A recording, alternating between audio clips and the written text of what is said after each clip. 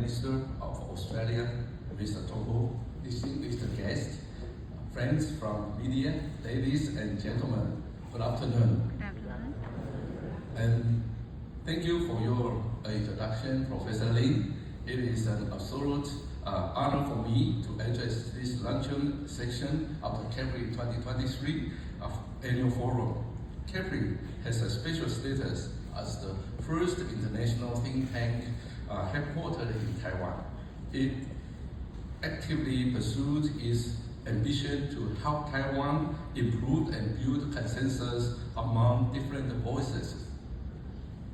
I have high expectation of the recent debate and pooling of wisdom by scholars and experts from diverse countries at this summit. I'm confident that this will generate substantive and forward-looking suggestions of creating a better future for Taiwan, a future that Taiwanese in all walks of life can feel to be worth looking forward to. Now that the COVID-19 pandemic is coming to an end and global supply chains are being configured, countries throughout the Asia Pacific are developing various strategies for seizing emerging opportunities amid the changing conditions of global economic competition. However, the challenges that have confronted us over recent years, particularly the US-China trade conflict, the once-in-a-100 years pandemic, the Russia-Ukraine war, and the intensification of climate change impact, have made evident just how vulnerable and helpless national economies and global supply chains are in the face of sudden extreme risks. Moreover, these challenges go beyond border and are interdisciplinary, so that no country is in their power to confront them alone. We must all rely on working together with like-minded countries to adopt consistent and effective responses, as this is the only way to cope with them. As Pacific countries embark upon post-pandemic reconstruction, CAPRI has brought together to Taiwan internationally renowned scholars and experts to discuss the direction of strengthening national resilience in the region under the theme of Asian Pacific, a resilient phoenix rising from the pandemic. This forum is very timely and in significance and importance. I believe it will help us to enhance the international perspective of our country's policy making and at the same time serve as a reference for other Asian Pacific countries. Due to Taiwan's special geopolitical situation, our people have always lived by the motto, we prepare for danger in times of peace. We prepare for danger in times of peace. The SARS pandemic in 2003 further strengthened our alertness to the risk of transnational infectious diseases. Since 2016, under the leadership of President Dr. Tsai Ing-wen, our government has carried out a series of plans and actions to bolster our country's resilience, effectively enhancing the key role of Taiwan's industry in global supply chains. During the pandemic, Taiwan has displayed to the world the strength of our economic and industrial resilience. We not only were one of the few countries in the world to maintain positive economic growth in 2020, but even achieved an 11-year high growth rate of 6.5% in 2021. Our labor market also remained relatively stable throughout that time, with no significant increase in unemployment rate. Since the beginning of this year, we have had to contend with a global economic slowdown along with many persisting uncertainties in the international political and economic environment. In order to reduce the adverse impact of external shocks on our economy and society, the government secured the passage of a special legislation to boost economic and social resilience and share the process of growth in the post-pandemic era. Besides the distribution of a cash handout of $6,080 to every man, woman, and child as a means of ensuring that the fruits of economic growth are shared with the entire population. This new law also provides support to upgrading and transforming industries and SMEs, expands public transportation subsidies, set up measures to attract foreign tourists to Taiwan, and strengthen agricultural infrastructure. These efforts aim to ensure growth momentum and maintaining the resilience of industrial development. National resilience is composed of a wide range of elements. It is only by identifying issues and challenges faced by the country and demonstrating executive and governance capabilities can national resilience be effectively strengthened and accumulated. Taiwan, for example, as a country that is highly integrated into the international economic system, must attend to strengthening national security and upholding regional stability and peace, while also maintaining constant effort to reform and optimize conditions in the realm of its economy, society, and environment. Only thus can the resilience and resistance of the nation be enhanced. Innovation is the driving force of Taiwan's economic growth and is a key factor in industrial transformation and upgrading. Faced with the rapid evolution of digital technology, Taiwan must continuously strengthen its own innovation capability and make every effort to integrate with the world in order to secure its key position in global supply chain and thereby bolster its economic resilience. In terms of industrial innovation and transformation, the government has been promoting 6 core strategic industries, given active support to the development of the information and digital industry, the cybersecurity industry, the precision health industry, national defense and strategic industry, the green and renewable energy industry, and strategic stockpile industries. Support is particularly targeted at maintaining technical leadership, deploying forward-looking application, and ensuring the supply of key materials to consolidate Taiwan's key leading position in the world's technology sector. To tap into the major trend of global supply chain restructuring, the government is also working hard to improve the investment environment, hoping to make invest in Taiwan a prime choice of global corporate deployment. Measures introduced under the 3 major programs for investing in Taiwan aim at attracting overseas Taiwanese business to bring investment back to Taiwan and encouraging domestic businesses to expand investment have so far helped raise investment in Taiwan to an accumulative total of more than $2 trillion, bringing more than 145,000 job opportunities. In addition, we also have been doing our best to enhance the global attractiveness of Taiwan's investment environment.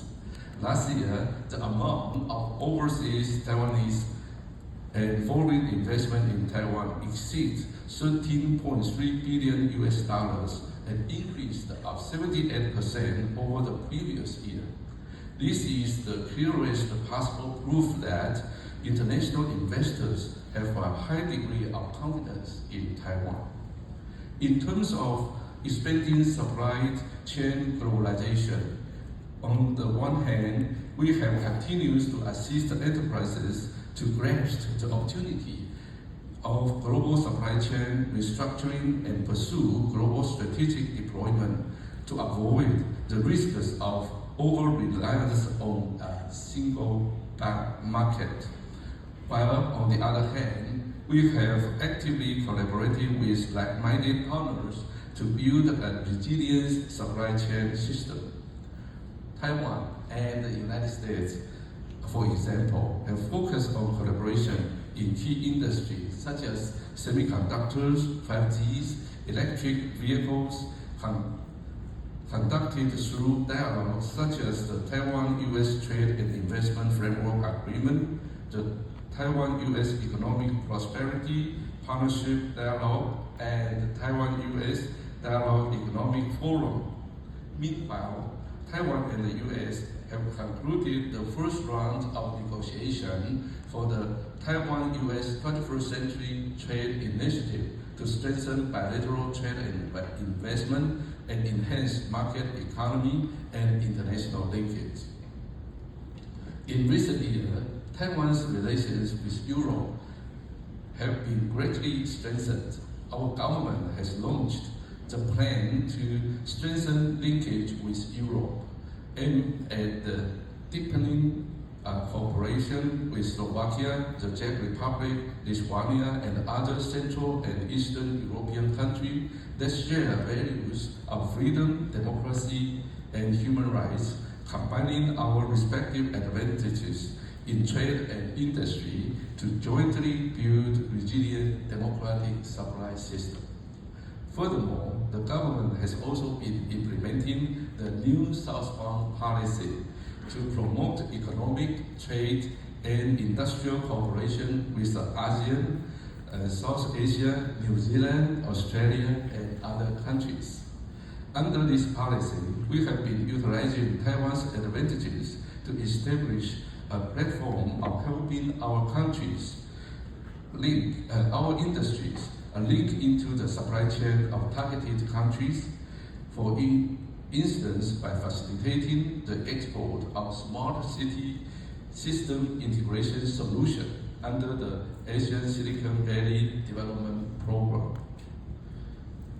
With regard to the social resilience, an aging population and low birth rate are common problems faced by many countries in Asia and Europe, with long-term implications for national resilience.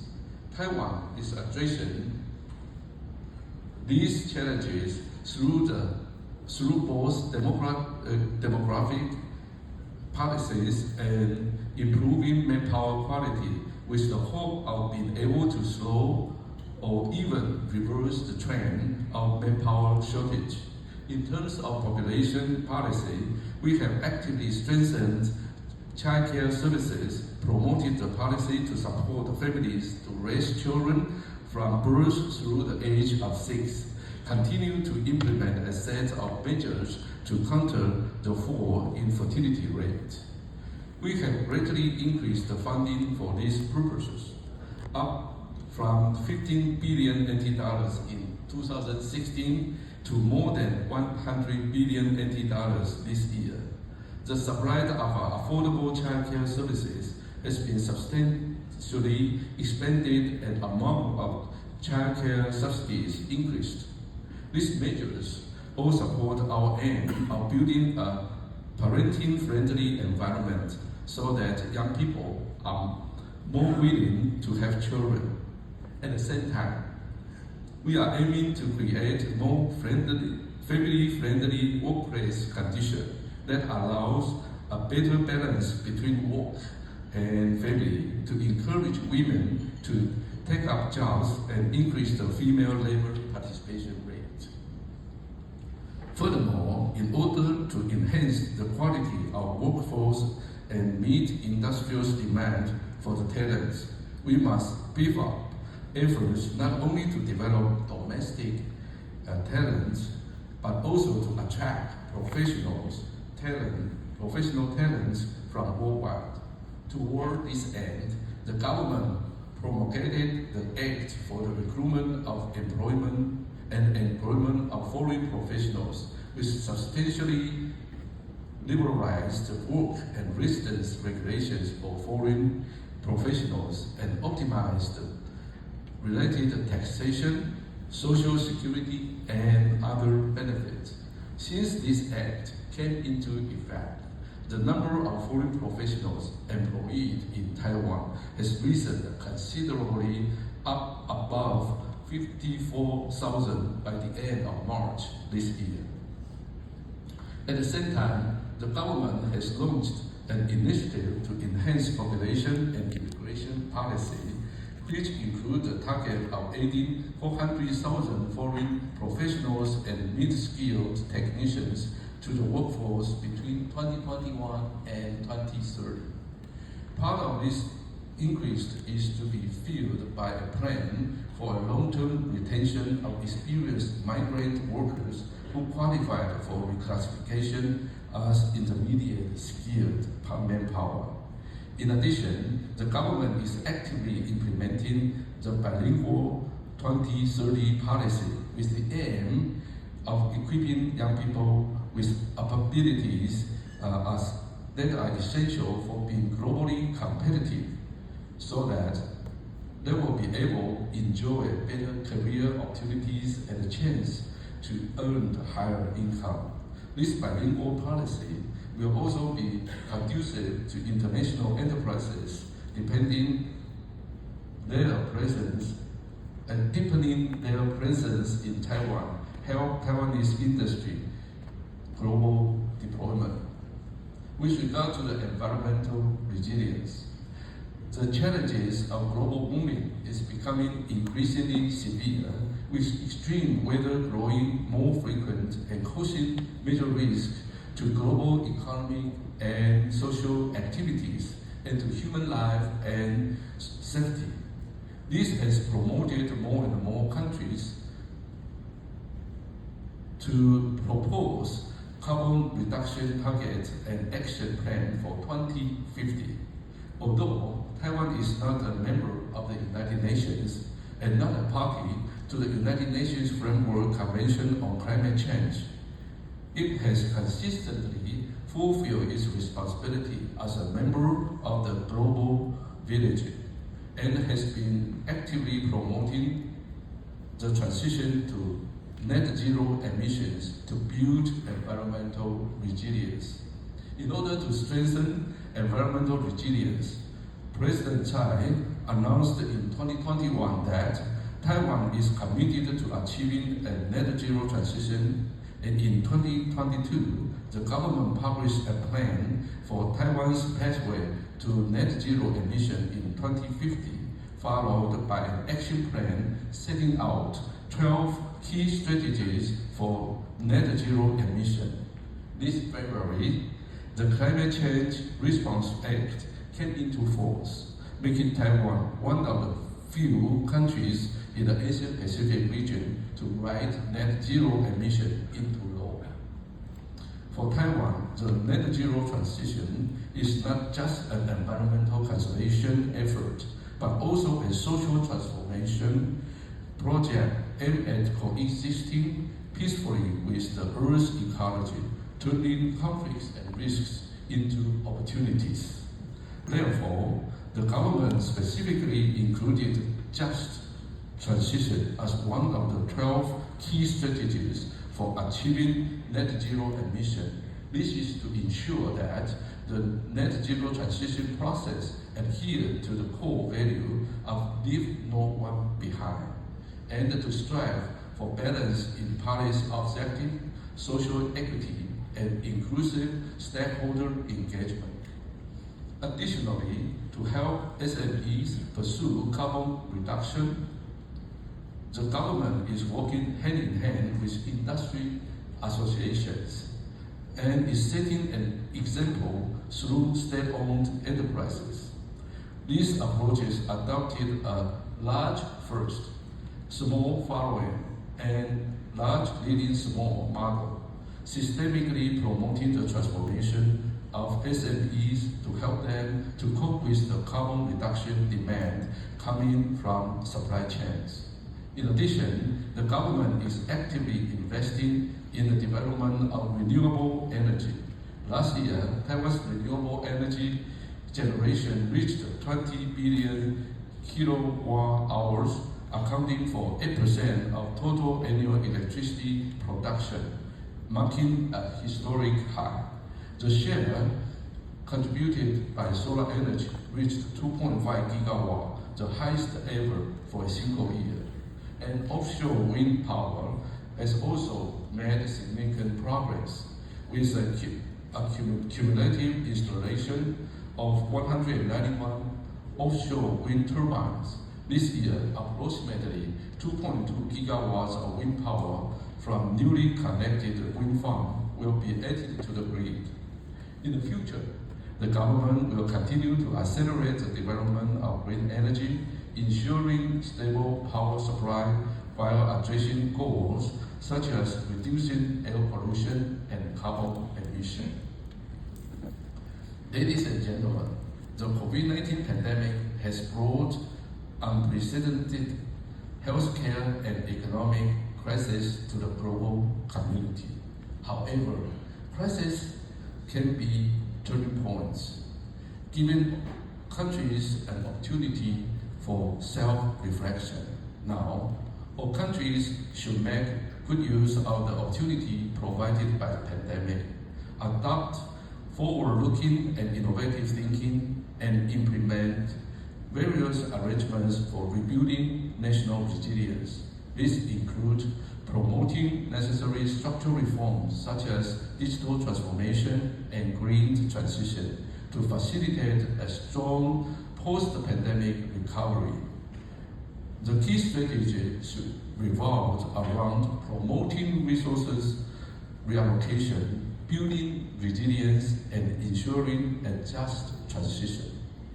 By reshaping the economic development model, we can enhance the long-term potential of our countries and advance toward a better and more sustainable future.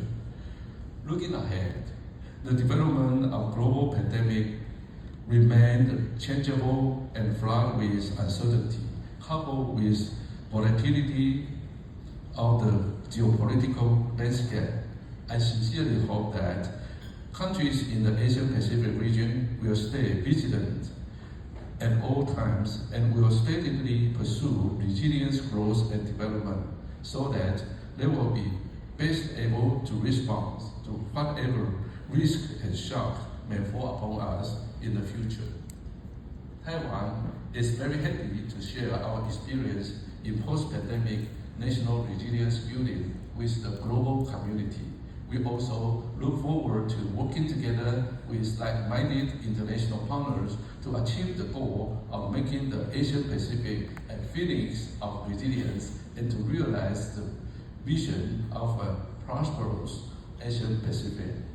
Thank you. I wish you a very productive and inspiring meeting of minds. Thank you very much.